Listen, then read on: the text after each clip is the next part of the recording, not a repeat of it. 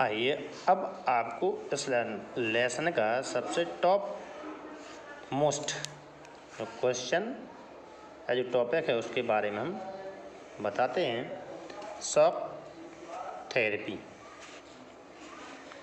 Shock therapy जिसका इसको अपन इस तरीके से समझते हैं कि जो विश्व युद्ध हुआ, विश्व युद्ध के कारण देशों का भारी नुकसान हुआ, एक दूसरे के ऊपर आरोप लगाए गए।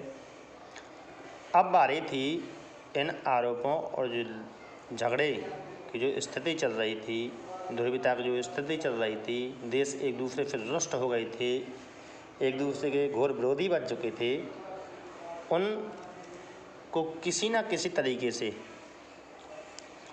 शांत करना, उस माहौल को शांत करना जिससे युद्ध की संभावनाएं प्रबल ना हो सके।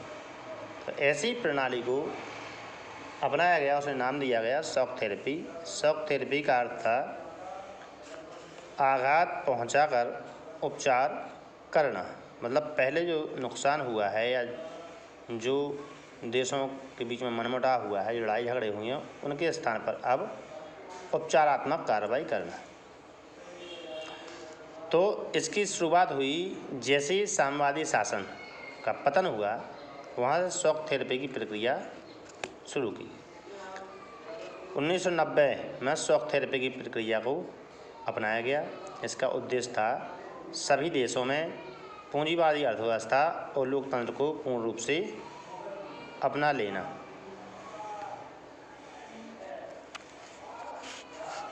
शॉक थेरेपी के अंतर्गत मुख्य रूप से निम्नलिखित कार्य किए गए। राज्य की संपदा का निजीकरण किया गया, सामूहिक फार्म को निजी फार्मों में बदल दिया गया और मुक्त व्यापार को अपनाने पर बल दिया गया। मतलब जो राज्य की संपदा थी वह देश की जनता में बांट दी गई, सामूहिक जो फार्म थे उनको भी निजी फार्म में बांट दिया गया, मतलब संस्थाओं या लोगों को दे दिया गया, और व्यापार को मुक्त मतलब व्यापार की खुली छूट दे दी।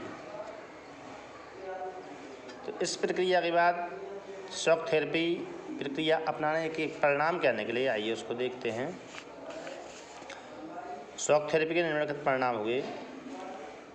रूस का राज्य नियंत्रित औद्योगिक ढांचा के रूप में फैल गया। परिणाम स्वरूप अर्थव्यवस्था में गिरावट आ गई। लगभग 90% उद्योगों को निजी हाथों अथवा कंपनियों को बेच दिया गया। तो यहाँ से एक महत्वपूर्ण क्वेश्चन आपका और बनता है,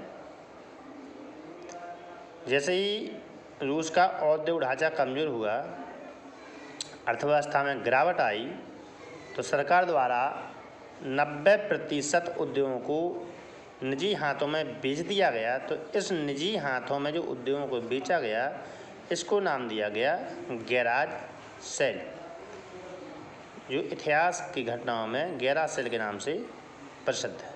क्वेश्चन आपके लिए आ सकता है गैराज सेल क्या है। तो गैराज सेल, जब अर्थव्यवस्था में रूस में गिरावट आई तो 90% उद्योगों को सरकार द्वारा निजी हाथों को बेच दिया गया, जिसे इतिहास में गैराज सेल के नाम से जाना जाता है। इसके बाद रूस की मुद्रा रूबल के मूल्यों में भी भारी गिरावट आई, जिससे मुद्रास्फीति बढ़ गई। रूस के लगभग 1500 बैंक तथा अन्य वित्तीय संस्थाएं शॉक थेरेपी के कारण दिवालिया हो गए। खेती के निजी हाथों में आ जाने से रूस में खाद्यान्न संकट उत्पन्न हो गया, जिससे रूस ने खाद्यान्न का आयात करना शुरू कर दिया। निजीकरण के परिणाम स्वरूप अमीर और गरीब के बीच आर्थिक असमानता और अधिक बढ़ गई। सोवियत संघ की पुरानी समाज कल्याण की व्यवस्था को समाप्त कर दिया गया। कई देशों में माफिया वर्ग का उदय हुआ और राष्ट्रपति का संसद की अपेक्षा शक्तिशाली बनना, जिसके कारण संसद एक कमज़ोर संस्था रह गई। मतलब राष्ट्रपति को ज़्यादा शक्तिशाली बना दिया गया, जिसकी वजह से संसद थी वह कमज़ोर संस्था बन के रह गई।